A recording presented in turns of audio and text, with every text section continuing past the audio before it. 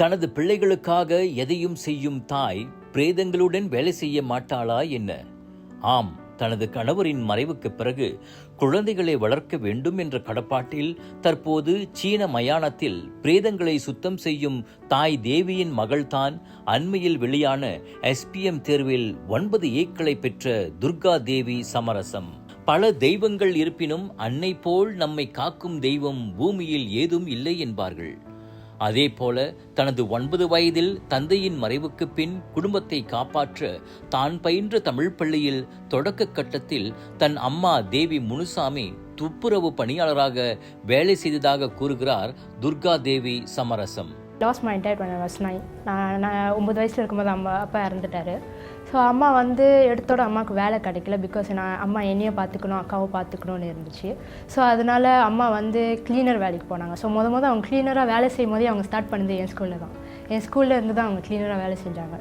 So நான் அவங்கள பார்த்து தான் நான் படிக்க முடிஞ்சு. ஏன்னா நான் இங்கே இருக்கும் போதே எங்கள் அம்மா மின்னுக்கு குப்பை அள்ளுறது, டாய்லெட் க்ளீன் பண்ணுறது, அந்த மாதிரி இருக்கும் போது மனசில் கொஞ்சம் கஷ்டமாக இருந்துச்சு.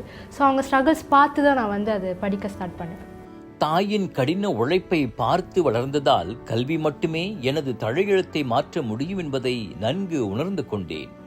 அதனால் தான் முழு மூச்சுடன் கல்வி கற்றேன் என்கிறார் செராஸ் ஸ்ரீபிந்தாங் ஸ்லாத்தான் இடைநிலைப் பள்ளியைச் சேர்ந்த துர்கா தேவி.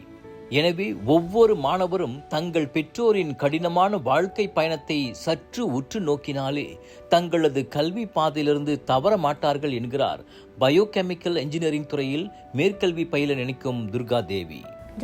அவங்க அப்பா அம்மா ஸ்ட்ரகிள் பார்த்து தான். ஏன்னா அவங்க நிறைய ஹோப் வச்சுருப்பாங்க, எக்ஸ்பெக்டேஷன் வச்சுருப்பாங்க. நம்மளால முடியாதுன்னு சொல்லிட்டு நம்ம அவங்கள ஹர்ட் பண்ணக்கூடாதுல்ல. ஸோ அவங்களுக்காச்சும் நம்ம கொஞ்சம் எஃபர்ட் போட்டு படிக்கிறது தப்பு. தாயாக நான் என் கடமைகளை செய்தேன். ஆனால் எனக்கு பக்கபலமாக இருந்தது எனது அண்ணன் கிறிஸ்தவ மூர்த்தி மற்றும் அண்ணி பிலோமினா தான் என்கிறார் தேவி.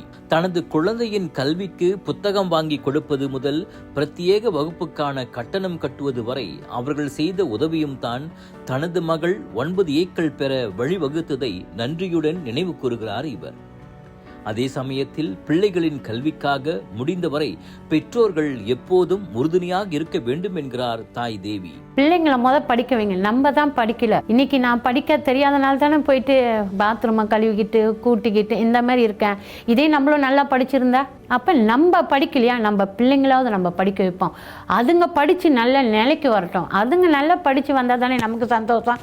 நம்ம படுற கஷ்டம் பிள்ளைங்க படிக்க. அதனால பேரண்ட்ஸ் என்ன செய்யணும், பிள்ளைங்க படிக்குதா பாருங்க.